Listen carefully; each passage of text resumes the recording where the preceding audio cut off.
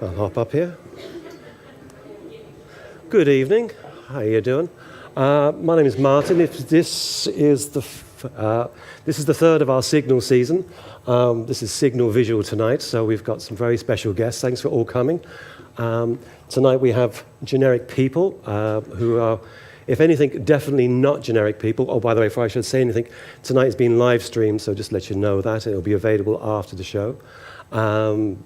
So, generic people, very happy to have them. Anthony and Ronan, come on up.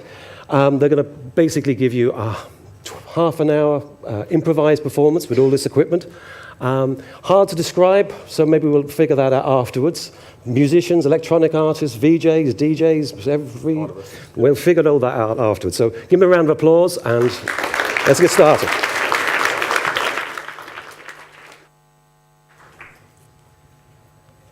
Right, let's begin. Boom, boom.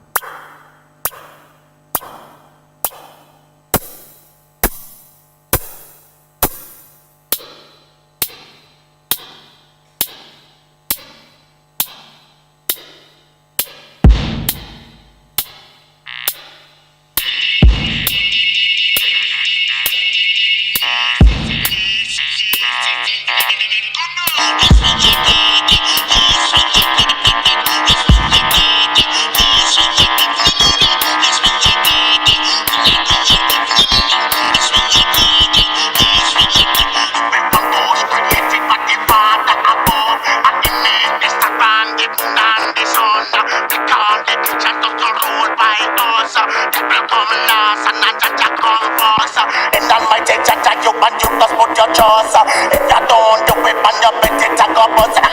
Yes, we have blood, blood, blood, blood. Yes, we have blood. Yes, we have blood, blood, blood, blood. Yes, we have blood. Come on. Yes, we have blood. Yes, we have blood. Follow me now. Yes, we have blood, blood, blood. They want that we have blood. Martin Luther King, come say. Yes, we have blood. Marcos, the big. Yes, we have blood. The Malcolm X, come say. Yes, we have blood. People in Africa. Yes, we have blood. People in Jamaica. Yes, we have blood. People in America. Yes, we have blood. People in England. Yes, we have blood. Yes, Patashan, forget my dead, if I rub a dub. All of them a said no, no push and no shove. Yes, we have blood, blood, blood. They put up, we have blood. Yes, we have blood. Yes, we have blood. Yes, we have blood, blood, blood. They put up, we have blood. Yes, we have blood. Yes, we have blood. But they put up, we have blood. Say, now we fight. Countries nobody says, you better unite. America attack, but only that too bright. Down in South Africa, the business the right. Yes, Mandela have the free, cause them yes, we have blood. Yes, we have blood, blood, blood, blood. Yes, we have blood. Yes, we have blood. Follow me now. Yes, we have blood. We have blood. Follow me now. Yes, we have blood. Yes, we have blood. Most creative, but if I'm born, I deny Mr. Man, if I'm this on.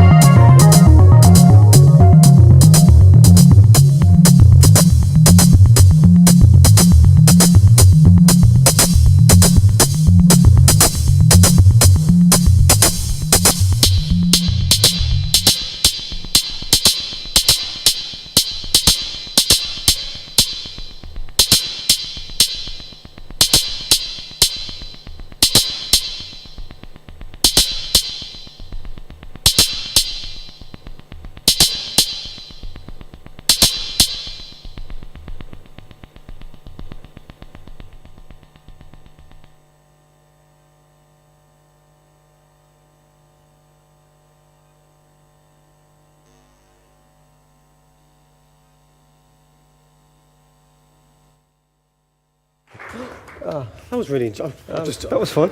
completely tripped off there. So, what we're going to do is we're going to have a quick chat about some of the gear, and then we'll have a questions and answers session. Sure. So, thanks a million. That was really, really enjoyable. Was that we spoke of this? This was completely improvised. That was completely improvised. As you probably guessed at the ending, I didn't know you were finished. So it was completely improvised. I think the reason we did an improvised set as opposed to our usual generic people band set is, as we'll talk to Martin later, it'll give you a better idea of what we were doing and how we were integrating different, like the lights, the visuals, and the music together. So we said best way to do is just do it as we go, improvise it, and have fun with it. Brilliant. So before we speak about look under the hood, can you tell us a little bit about your creative process? Like, clearly, where do you start with, or how do you distinguish between the music and the visuals? And Well, it varies. I suppose if I start, we give maybe a background of how we kind of fell into getting so heavy in integrating everything together. When we started out performing, we were performing, as a band, and we got someone else external to do the visuals for us, and someone else to create the graphics for those visuals. So it was someone else doing all the different, as a standard with most kind of acts. So it got to a stage that we felt, okay, we need more control because our sets weren't, A, B, C. We kept changing on the fly a lot. So we need more control over our own visuals. So we just started learning, incorporating it into our sets. We had to control it from the stage ourselves as opposed to external. So I think as it was going on, then we needed control of the lights. And then as it turns out, where we are now today is everything you see is controlled here. The only thing is not controlled is we're giving a stereo pair to the sound engineer, who he just looks after the sound with one stereo pair going out, as opposed to a band. If he's playing with a full band, you'd have to look after guitars, drummers, bass players, multiple vocalists, whereas we control everything. And again, like with a band, there's someone outside always providing the visuals for them outside of the stage, and someone else on the other side doing all lighting, whereas we can change things up on the fly. We can do it as we're going, as we feel like changing it up. And I think that's the reason we do it that way, and that's how we do it. It certainly works. There's no question about that. How did you meet? How long have you been doing this together? Oh, I think 5 years? maybe a bit less. We've known each other for years from the scene. Ronan was involved with bands, and I was involved in the kind of clubs and DJing and stuff like that. And we our paths crossed a lot, and we were kind of heavy in collaboration with other people. So Ronan would come to the studio, jamming out with us, and it turns out we kind of had, even though we came from different backgrounds, it just clicked. We kind of similar ideas, and other times then we just wanted to kill each other. But again, that's a good thing too.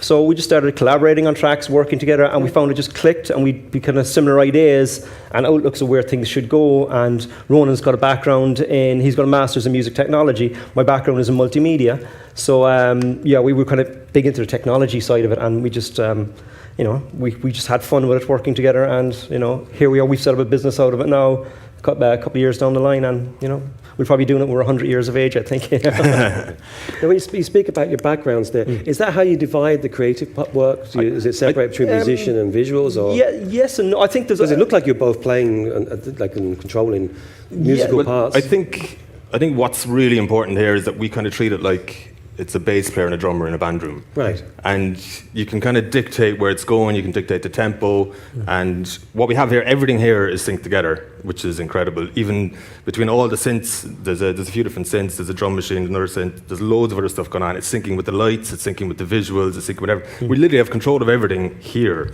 which is just incredible these days. So you can, once you know what the instruments are doing, you can play with them, and you know when to push them, when to pull back. Yeah. And if it does feel like a jam session in a band room at times, which is kind of why we wanted to go with it this way, because it's more fun that way. Yeah.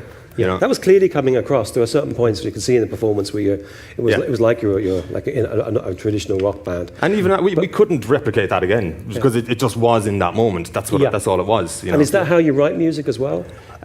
Sometimes. Yeah, it gets a little bit more structured. Yeah. You that's where the creative ideas start, and then you eventually have to get to a point where you need to structure them. Well, maybe we should start breaking down what we've got here, because I'm fascinated to see how all this works. Okay. We've had we should probably start by looking at Ableton, because that's the last part of the Signal series. We had a special on Ableton. So just a quick check. How many people here are familiar with Ableton?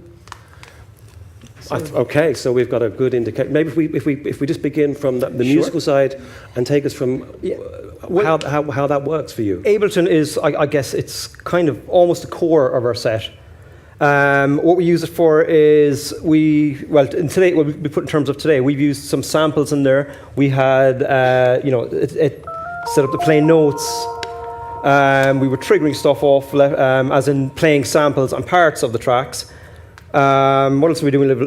What we do, we were sending MIDI notes out to the synthesizers as well. Some maybe like parts we had maybe pre-recorded, so we could send them out to the external synthesizers and then just tweak those around and make some crazy new sounds from them. And with Ableton then as well is when we were actually in the studio, we use that for recording. We record into Ableton too. So when we're doing jam sessions like this, we record it. If we find any good elements, we'll take them back and we'll finish the track in Ableton. Because I think what we like about Ableton as opposed to anything else, it's so much fun. It's like playing a computer game is how we find it. It doesn't like, we've used other platforms and DAWs before, but it just kind of took the fun and the creativity out, whereas Ableton is, you're learning something new every single day. Where is Ableton here? This is push. What we got is where was the Ableton? With the Ableton push here. Let me bring up a little camera thingy here. So you're running this from Windows? Yes, that's the other thing. I'm running a Windows machine here, and Ronan is running one of those goddamn awful Steve Jobs things over there. So somewhere down there. Okay. So. I think even on that, like I'm running Ableton here, and what Ableton is controlling on my side, it's syncing up with all the synths. So there's a few of the synths are USB, so they're automatically just connect them in and you can sync them up. There's a few others, they're older piece of gear, like this Electribe is an older piece of gear, it only has MIDI in. So we can send MIDI to that. Oh, well, we'll get there getting in a too sec. far forward. Let's find out if we can see where your core Ableton is. Then at least we know where we're beginning from. So Ableton has, I don't know if any of you are familiar with this, the Ableton Push. It's Ableton's own piece of hardware. They've developed this to use, obviously specifically with their software. But the beauty of this is, when you're using it, well, you don't necessarily have to look at the screen. And again, it goes back to what I was saying. It's fun and it's hands-on. You can just jump in and start toying around with things, creating tracks on the fly without being tied back to your computer screen. So you can, like you can see here, Ableton is on here, but that's not Ableton on the screen. Ableton is buried in the back here somewhere. Yeah, so I've got. So you're using Session View? Session View we're using for this set because we've got some MIDI clips in here, we've got a few audio clips, we've a few cheeky samples in there and a few bits and pieces and effects. So as some of the things we wouldn't use, some things we would use, so we could trigger them off. We can either send the audio, as in you can hear the loop coming straight through, or we can send it, like I was saying, to the synthesizers and create a brand new sound on a different machine outside of Ableton. So I think that's the beauty of Ableton. It just okay. So you've got one instance of Ableton here, with a series of clips that you create working through. A couple of soft synths instruments that are working. You can see that. But you were also using, when you were DJing, are you using it from Ableton or? No, I was using a software called Tractor Scratch. Is anyone here a DJ? Okay, so you know the basis of DJing. So let's just turn this back here. So as you know, the traditional record, as DJs would use.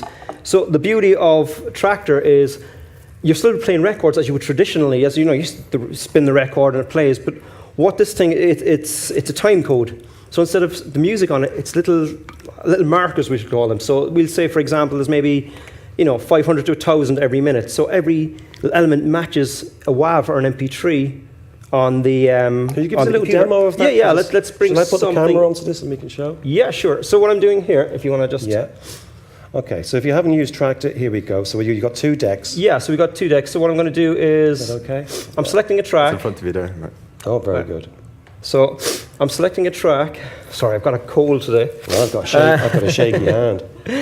So I've selected a track. You see, I've dropped it in deck B. As you can see, you've only got 1 deck with me today. Right. So as you would normally, you put on your record.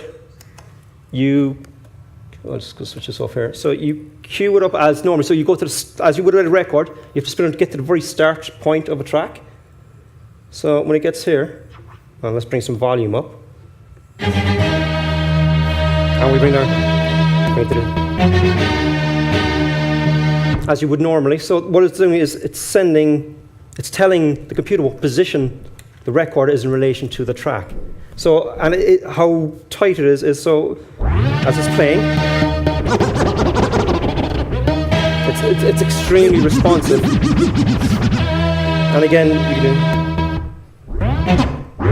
you see how responsive that is. That is like using real vinyl. So like I said, any of you guys, DJs who ever used vinyl before, it's a nightmare going to a gig with a couple of vinyl over your shoulder. Your back is going to be sore. You know, whereas this, you bring 2 time codes and you've 10,000 tracks to play with, so you've got that advantage. And like I said, it says, let's show you here, I'll switch the record player off. I love that sound when it just slows down. Very good.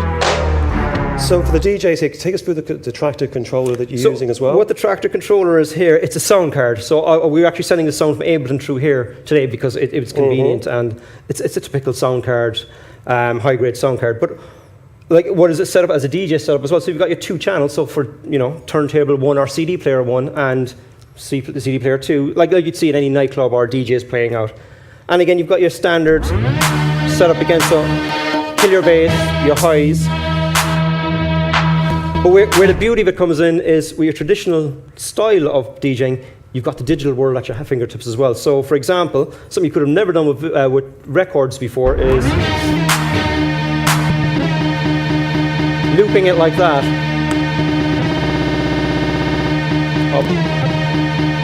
Or it's another little feature. It's called, now we'll take this off. You can jump around the record. So I'm jumping to do. Can you just bring up here, Martin, for me? Yeah. So if you see here, I'm pressing Q.1, goes to the start of the track, and I have another point further in the track.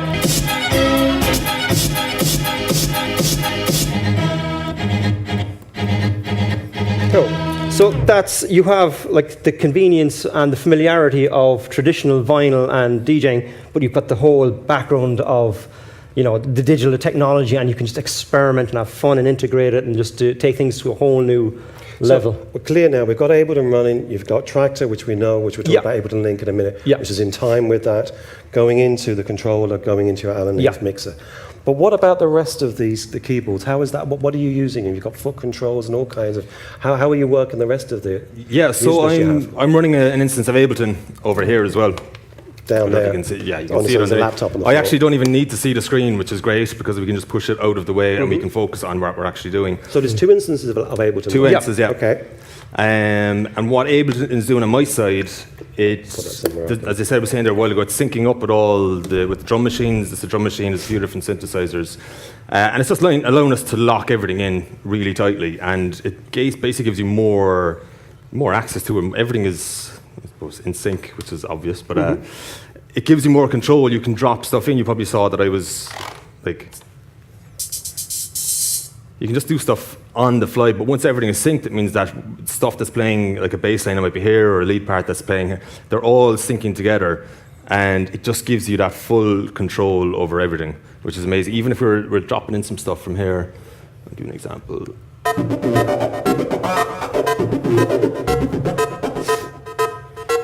Like even that there.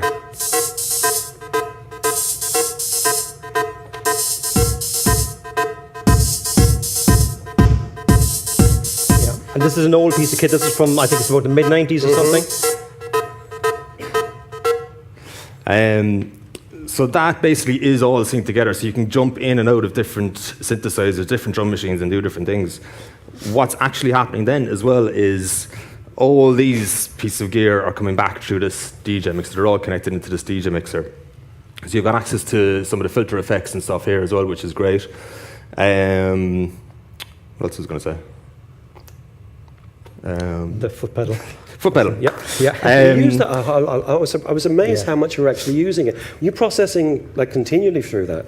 The beauty about it is there is a volume pedal here. Yeah. So as soon as I put in Now, a when bit you of say volume pedal, so what were you controlling though with the volume pedal? a lot of it is reverbs. I'll just give you a Okay. quick example.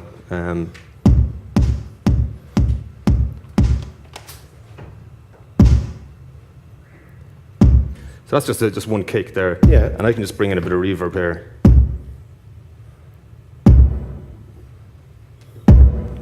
And then obviously,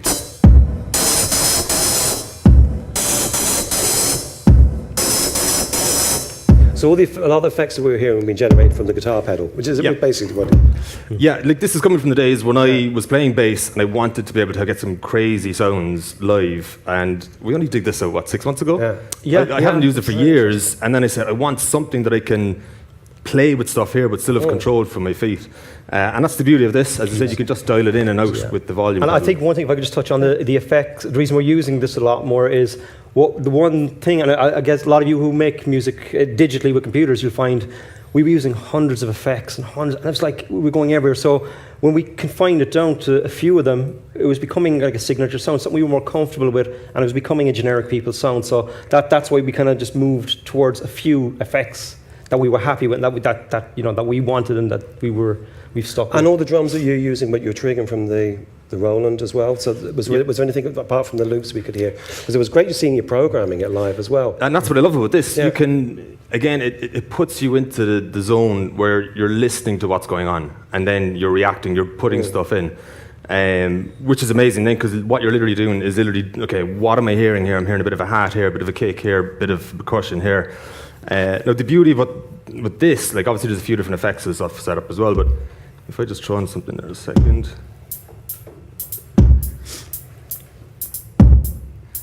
Like even that, I've actually, all these notes that you see being triggered, that's the kick, that's the hats.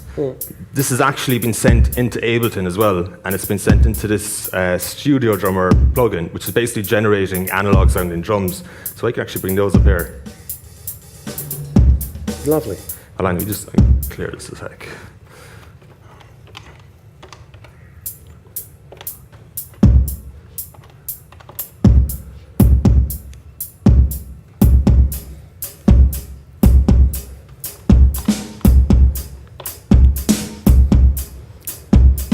So even if I pull these out, you can still hear the analog drums playing behind. So even to be able to do that live, we were kind of talking about it yesterday, it's kind of what Chemical Brothers are doing quite a bit of, which we would have been massive fans. I still are massive fans of them. But it is, you can get that kind of drum sound. Yeah, it gives a bit of a human feel, I think, as well, which is a big factor. I like also you're using a lot of kit that's not necessarily expensive. No. Like you're repurposing, like this is the launch control here, the XL is about 120 euros. Thereabouts, and that's brilliant mixer. Let's move on to Resolume, because I want to, something that's probably not known to everybody. Yeah. Yep. So my understanding of Resolume is it's effectively like Ableton, but it's visuals. Ableton for visuals, yeah. So can you show us how a little bit about? Shall I put that onto the screen? Yeah. Let's bring it back up here. So this here is. Yeah, I'll hold that. For Yeah. you. And if you can see the layout of Resolume, you see all these the various clips, are like, which would be the visual version of samples. So let's just take a quick flick back. Mm-hmm. You see almost the idea of the layout. You've got your samples in each section here for Ableton, your audio, and the way Resolume is laid out is, in theory, kind of same idea. You have your video loops inside there. So the layers are like tracks. Exactly, yeah. Okay. Yeah. So what you've got, for example, is we'll say something like here, Yeah. which would be, let's just, like this one we played earlier. That's a video loop, that particular one. And then you've got, so let's stop that one here. Then you've got other things which would be equivalent of maybe, I suppose, a VST type thing, or something that's creating computers. Can you just give me a kick drum there or something?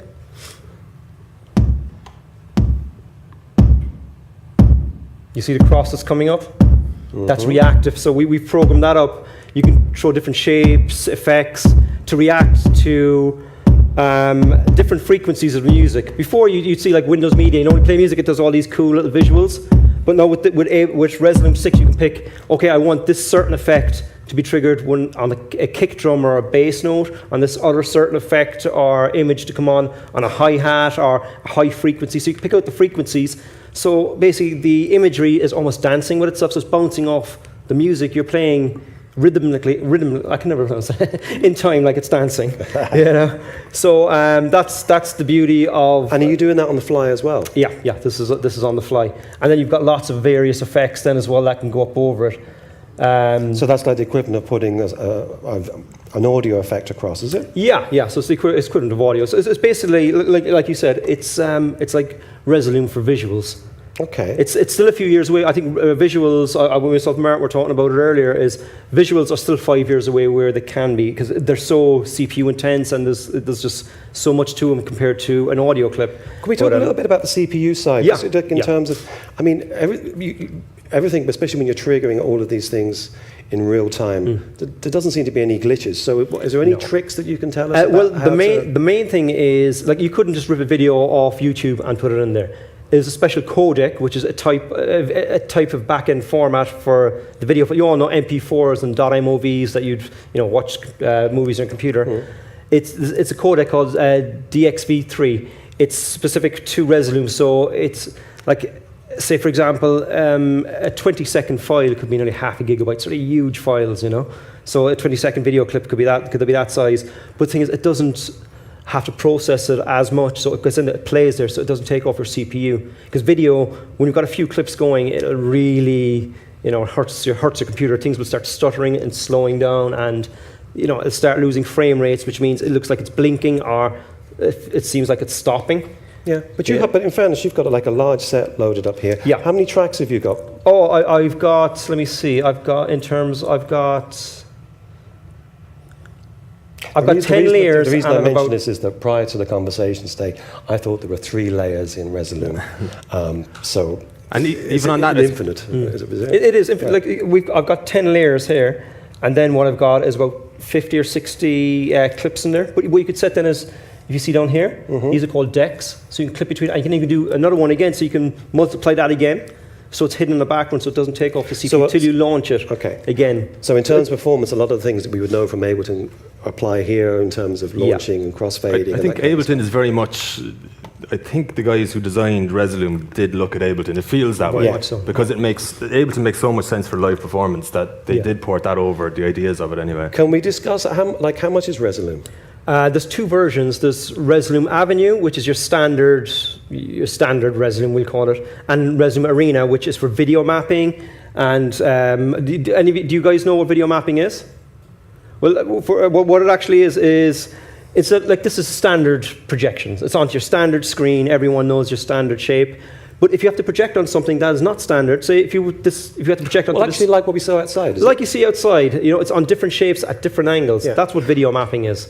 And that really is. And you do that in a lot of your performances? We do, yeah. We do. Even it's all coming from one projector as well. It's not multiple projectors so, onto different screens. For instance, if you're not familiar with this technology, when you're leaving, if you look outside, you'll see this multiple screens. They're actually made of cardboard, and they're coming from one projector, probably from one version of Resolume. Yep. Yeah. And I think there's I counted, I think there's 30 screens out there, so that's pretty interesting. Yeah. Okay, so just so I get it in my head, so we got Resolume. And the other thing about the price with Resolume is that there's a demo version that you can use to try this out. Yeah, it has a watermark on it. Whereas if you buy a copy, it's about 800 euros or something, or ex-VAT. Yeah. So it's about $1,000 or so. There are lots of cheaper versions of VJing software, but this is kind of the industry standard. But it's a great way to start. As I say, try the one that's a demo, and see how you get on. Okay, so let's just contextualize this. So we got Ableton running. We've got Tractor running, we've got Resolume running. I have to ask them about the lights, because what's going on with these? These weren't just running on DMX. No. These were, again, running from Resolume, but instead of your standard lighting, like you go to any concert, nightclub, the lighting is is RGB, as in the color scope. So the colors are always the same. How do you mean RGB? Red, green, blue. Okay. So everything is a combination. So all the colors of the rainbow kind of, are made up of that almost. Really? Okay. Dear roads. Okay, I like it. Right. But if you see the colors are kind of standard every time you go to, like I said, you go to a concert or you go to a gig, and they're the same few colors. Whereas, and the format that it sends the signals is called DMX. It's like we were explaining earlier, we were saying MIDI sends signals to the synthesizers. The USB sends data to the computer to say the sound cards on the other synthesizers and so forth. So what this signal going to these is called ArtNet. So rather than sending your standard RGB colors, we can send infinite colors, but we're not just sending colors and shapes, we're actually sending images. Like if you've seen some of the images they were matching above. So the best way to describe it is like a really, really low resolution screen. As in, it's, your standard screen is when you go home, it's 1280 by 720. You've seen that on TV screens. You know, it tells you how good a quality of a screen is, and what that means is there's 1280 dots one way and 780 dots the other way. They're called pixels, so little dots of color. So what these are basically the 64 dots, and so that's, say, 64 pixels. So when you combine them all together, if you combine like 1,000 of those, you'll get a big massive screen. So the more you combine, it's creating like a really low definition screen. But we don't use it as a screen, we're using it as lighting, so you're getting really unusual color. Like the flame color is, let's play this guy here again and bring it. We'll just turn the lights down a second to show this clearly. Like those kind of colors you don't really see. No. You know? Now that you mentioned it. Yeah. Yeah, it's Fire, yeah. those kind of colors you just don't, they're honestly really, really high-end stuff, but as standard you don't see these kind of colors and the movement of those colors as well. And the benefit of that is you don't have to do a lot of pre-programming to get it set up like this. Because once you have all the lights set up and running, you can just drop in different visual clips and it's going to automatically take that and apply them to the lights as well. Which is just, it's great. You're getting further into the actual performance side of it straight away, which is great. You're not spending as much time programming up systems to get to that point. So in a nutshell, what's occurring, we're seeing here is that these lights are basically are projecting the images, interpreting through the light, which is just beautiful. Yeah, we're sending images out to create the lighting. Okay, now we're getting a sense of this. Okay, so we've got Resolume, Ableton, we've got Tractor running, something called ArtNet running, sending the feed to the lights. We've actually got two versions of Ableton. So let's just talk a little bit before we go to a Q&A about Ableton Link, and how that's how has that changed things for you? And what is it? Well, basically what Ableton Link is, it allows us to create a little network that will allow everything to sync up here. So when we have one device, it'll start an Ableton Link network. And what we have... Now, when you say network, you've got your we've got a little Wi-Fi router there. So we're connecting across Wi-Fi, and it's so solid. It's so solid. We haven't had one single dropout yet. And that was our major problem. We were starting off our live sets. We were running across MIDI, and if one of the machines go out, it was a nightmare for us. So I think Ableton Link, because if any of you are familiar with, are you familiar with it? With MIDI? Are you familiar with MIDI? How it works? It has to be master slave. One machine has to tell all the other machines the time. Has to send it the timing and send it the signals. Whereas with Ableton Link, there is no master slave anymore. You can start any machine, whatever machine made the last movement is now the master. So what that means for, I suppose, the modern music setup or visual setup is we could launch this setup here, and you guys could bring out your iPad or your iPhone, start jamming along with us. We could start unplugging all our gear, and by the end, and we could go up to the other side, start plugging other gear, and by the end of it, none of this gear will be playing. You guys will be playing something, and so everyone gets to join in, and everyone is perfectly in sync in time, and it's just flawless. We're actually going to do a signal special on Ableton Link with mobile devices. But I was very curious because we have never seen so many pieces of equipment being used with it. So let's just to summarize that, you've got two versions of Ableton that are linked. Yep.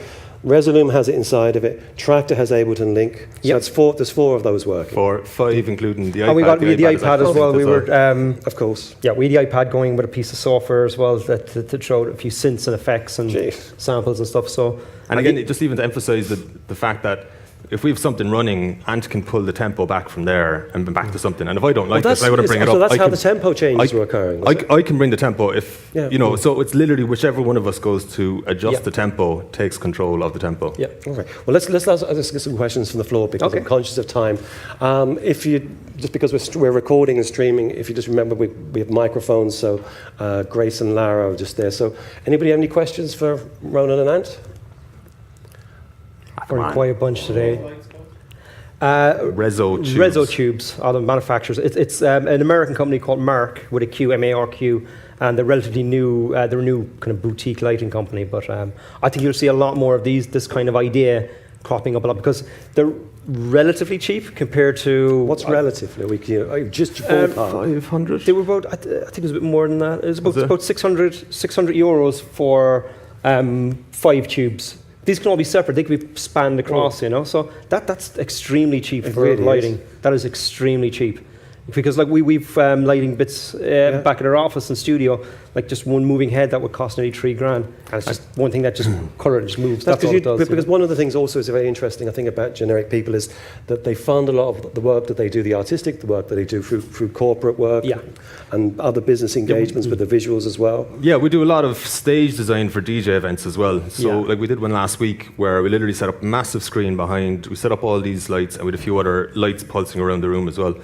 But the beauty of it is, we were kind of touching about on it earlier, is that what we're doing, we're able to get corporate gigs, we're able to get commercial gigs, and then we're able to get creative gigs. And obviously you can make more money off those corporate gigs.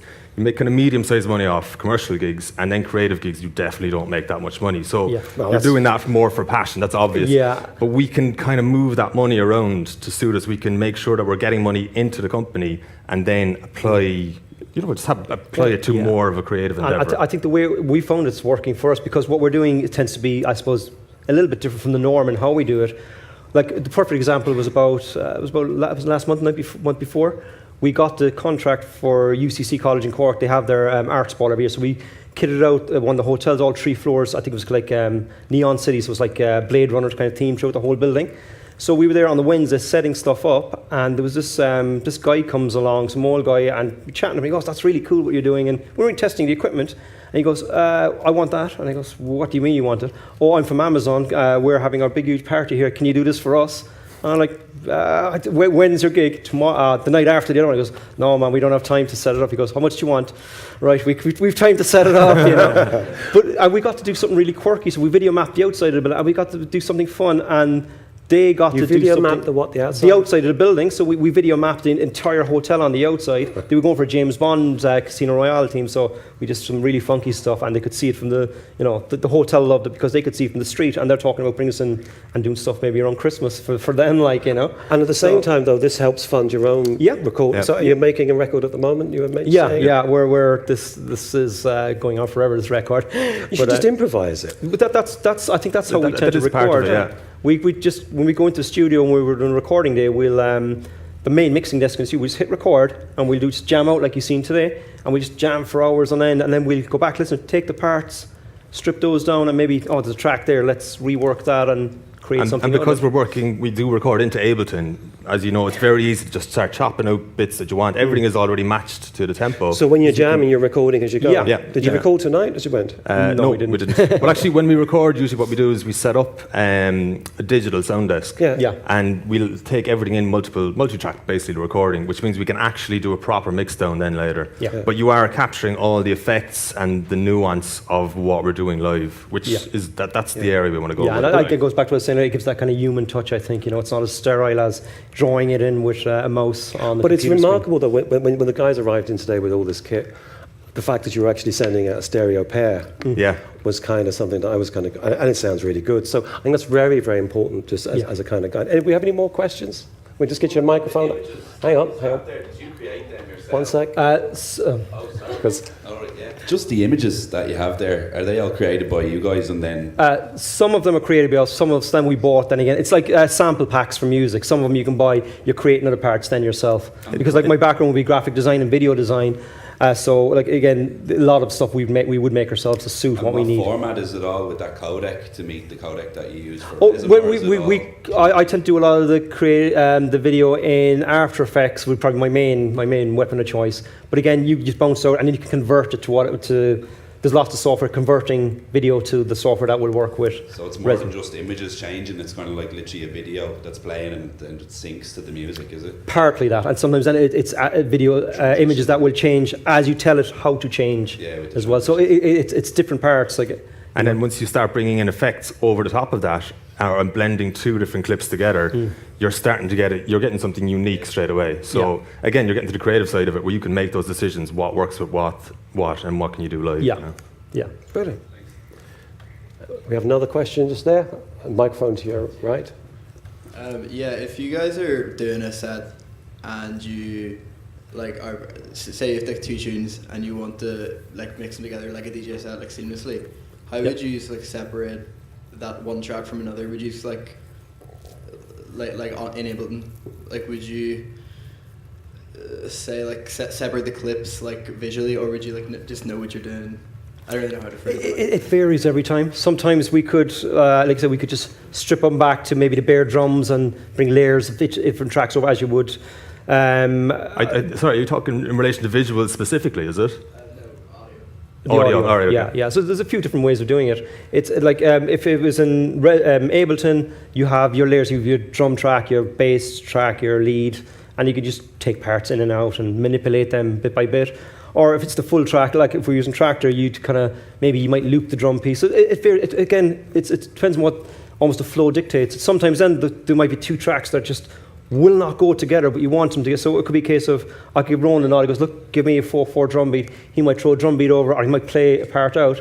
And then, so what I'll do is then I'll prepare the next track, and then we'll play out again, and it'll just, we're creating another part in the middle. So it varies. It's like, I suppose there's no right or wrong way of doing it. If it sounds good, it is good. That would be my 2 cents on it.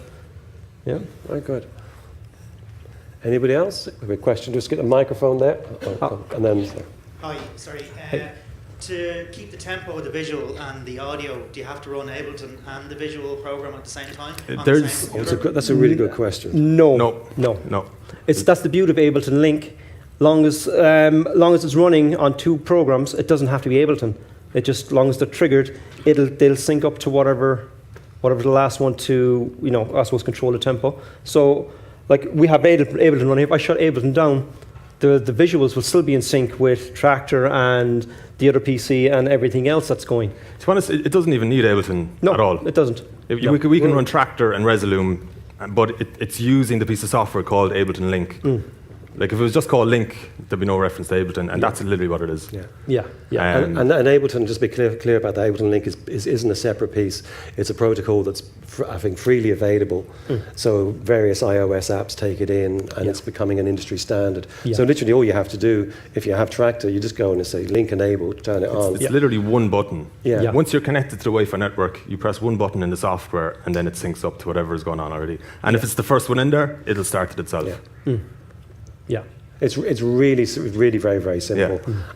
So simple it's hard to describe. It's literally you turn it on, and if the piece of software has a tempo control and you change that, then everything else that's in that network will follow that. So it's very, very intuitive and very musical. Yeah. We have a question here. I think how do you synchronize the music and the visuals exactly with the 2 programs, or you're running the USB directly to the sound card, or how you? Oh, again, it's just running Ableton Link in there. It links up with the software. It's the same as Martin said. It was the protocol in there. So, sorry if I can cut across you. A lot of the clips we use are done out in 16 bars or 4 bars or 2 bars or 1 bars. So as soon as you're triggering those, once you trigger that, it will wait until it gets to the 1 of the next, and then it will just play it. Does that answer your question? Yeah. It's really, again, it goes back, it's very, very simple. Best way is just to try it. And as I say, there's loads of stuff that have it for free, and you'd be amazed. I'm really surprised. It's been out for about, I think it's nearly 2 years now, Link? 18 months at least. Link, yeah. And we had Dylan Woods here the last time, who's products for sound at Ableton. And I'm always amazed at how few people know about it, because it's this day, you just turn it on. Yeah, I think it's revolutionised things, Any other questions? Oh, I'm just curious, with the 2 computers, how well can you handle, say, one of your computers crashed? Great question. That's a good question. We've mastered that down through the years, believe me.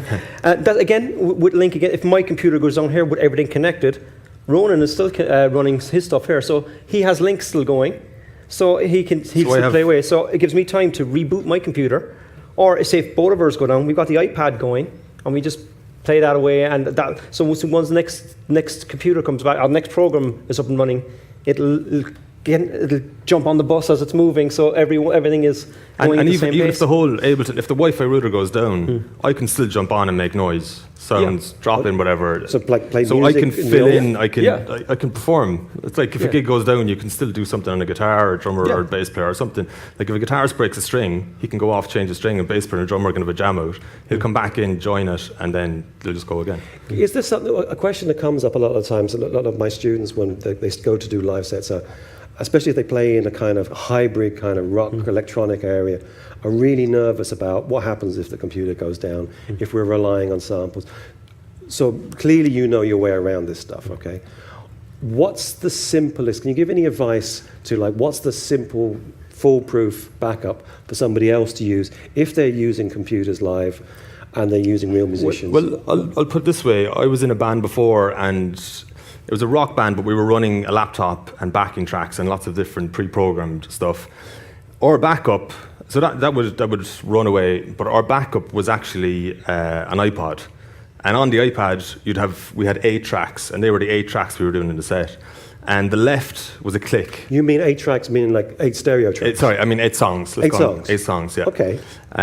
So like if you play the first song... Like, so stereo pair, yeah? Stereo, yeah. Okay. Well, no, it's actually left is going to the drummer, so the drummer can hear a click. All right. And the right is going to the front of the house. So it isn't stereo, it's only mono, but it's your get out of jail free card. Brilliant. So if something happened in the gig where the computer crashed, we might lose that song, or we might want to go into that song. It depends where we were in the song. But just say we'd done 4 tracks, we'd finished, and then we want to go into the 5th track, but the laptop has gone down. We just press play on the iPad. So you have that set up, iPod. that would be set up beforehand? Set up as part, yeah. You're building in the redundancy to the setup that you have. What actually I think is really good as well, even from, I suppose, DJing point of view and anything else, is actually getting an iPad, and this little sound card here from Trax is about €100, but the sound out of it is amazing. So that's brilliant, actually. Yeah, and it's you can see the size of it. It's the size of a, pack of cigarettes. That's a tractor or something. sound card. That's a tractor sound card, and the sound out of it is. We've done that. I've used this on a Function One sound system, which is a state-of-the-art sound system in a huge nightclub. So and it sounded amazing in there. So again, so as a backup, an iPad, and you've millions of programs on an iPad. And we should even on maybe, that, this isn't without pushing products, but that's the Launchpad app. Which is free. And if you have an iOS or an iPad, this is a brilliant way to have some real fun. It's fantastic.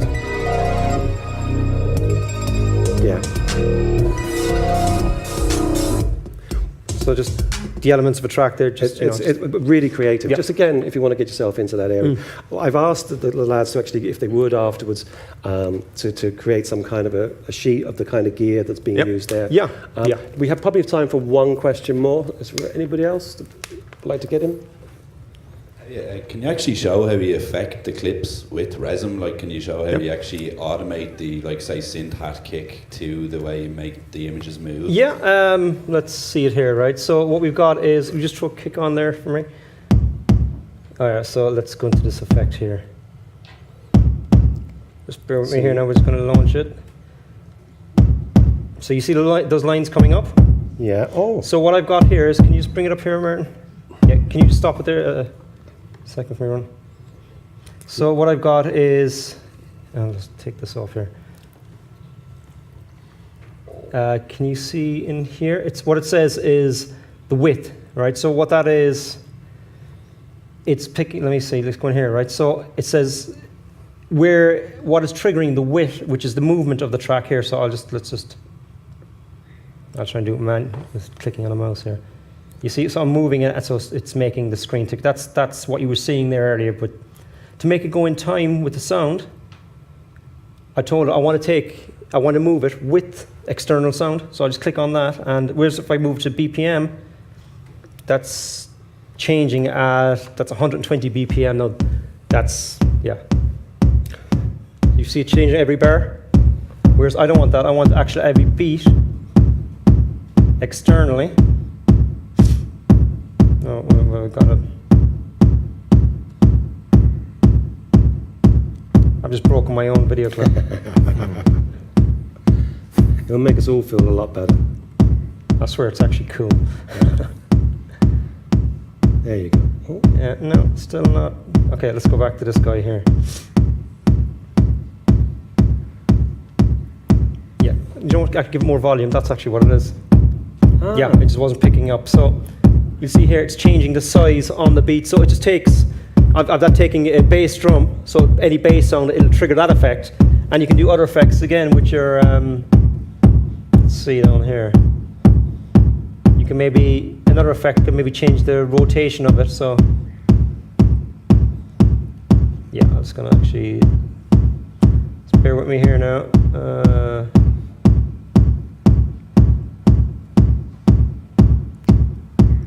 Basic.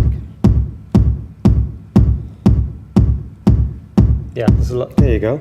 So you see it there, and we can set different effects that send different shapes and different things. There's a bit of programming in it beforehand, like, but you know, you can do different things based on different parameters that it hears. I think it's important to note as well that that's per video clip. Yeah. You can drop different effects per video clip. So you really are starting to get into a unique environment where you're making those decisions live on the fly, which is amazing to be able to do. And just finally on that, one thing I think we should point out as well is that one of the areas we didn't touch on tonight is this part of where visual effects and audio effects are being mapped together, so you're getting a combination of the two. Yeah. And I think that's something we're going to see a lot more in the future. Yeah, there was actually a Max for Life patch got launched in the last few weeks. I was hoping to have it mastered for today, but I just wasn't confident using it. But it's like, if you maybe turn a knob to bring an effect or drum, it'll change the effects on. It ties the integration in even more and more. Like it's almost making, you know, audio and visual almost one in the same clip. Well, that leads us to, so just if everybody wants to get some more information afterwards, where do they get this? Facebook, Generic People? Yeah, if you go onto our Generic People Facebook page, or genericpeople.ie, there's we put links to different based on today. We put links up to all the equipment and ideas, and you know, don't hesitate to send us a message or an email if you have any questions on anything. We'll gladly answer and help as much as we can on things for you. So we just thank them in a traditional fashion, a round of applause, because they put a lot of work in today. Thank you.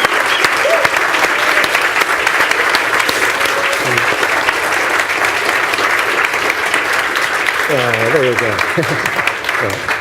In fairness, the lads came in today at 12:30, and we were. I only really wanted them to come up with like a laptop, and all of this gear came in, so it was really, really good. The fun part, and I was taking it all back down. Yeah. So listen, many thanks. If you want to have a quick chat with the lads afterwards, it's great. We'll be doing more with the Signals series, the monthly music events about technology and conversation.